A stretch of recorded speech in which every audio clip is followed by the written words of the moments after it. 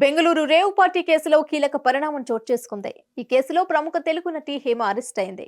గత కొన్ని రోజులుగా పోలీసులకు చిక్కకుండా దాక్కున్న హేమ ఎట్టకేలకు పోలీసులకు చిక్కింది. మరికొన్ని గంటల్లో హేమను కోర్టులో హాజరుపరిచే అవకాశం ఉన్నట్లు తెలుస్తోంది.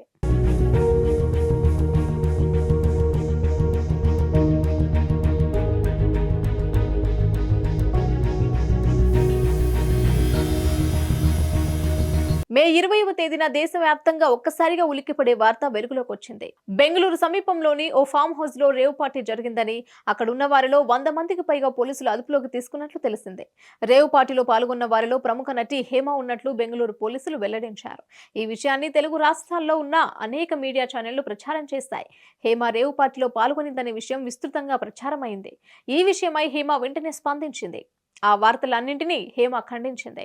తాను రేవ్ పార్టీలో పాల్గొనలేదని బుకాయించింది. స్వయంగా ఓ వీడియోను కూడా విడుదల చేసింది.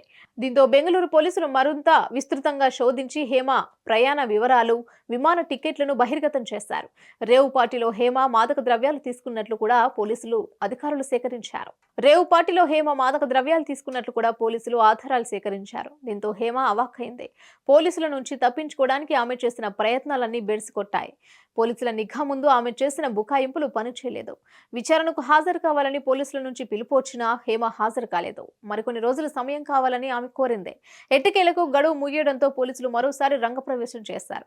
హేమ ఇంటికొచ్చి ఆమెను అదుపులోకి తీసుకున్నారు. మే 20వ తేదీన వాసు బర్త్డే పార్టీ పేరిట జరిగిన సన్ రైజ్ టు సన్సెట్ పార్టీలో అనేక మంది డ్రగ్స్ తీసుకున్నట్లు తేలింది. పార్టీ జరిగే చోట పోలీసులకు కొకైన్, గంజాయి, ఎండీఎంఏ వంటి మత్తు పదార్థాలు లభ్యమయ్యాయి. పార్టీలో పాల్గొన్న వారందరికీ డ్రగ్స్ పరీక్షలు చేయగా వారిలో 86 మంది డ్రగ్స్ సేకరించినట్లు వెల్లడైంది. నటి హేమ కూడా డ్రగ్స్ తీసుకున్నట్లు పోలీసులు గుర్తించారు. వీరందరికీ డ్రగ్స్ ఎక్కడి నుంచి వచ్చాయనే విషయంలో పోలీసులు విచారణ కొనసాగిస్తున్నారు. రానున్న రోజుల్లో మరిన్ని విషయాలు బహిర్గతమయ్యే అవకాశాలు కనిపిస్తున్నాయి.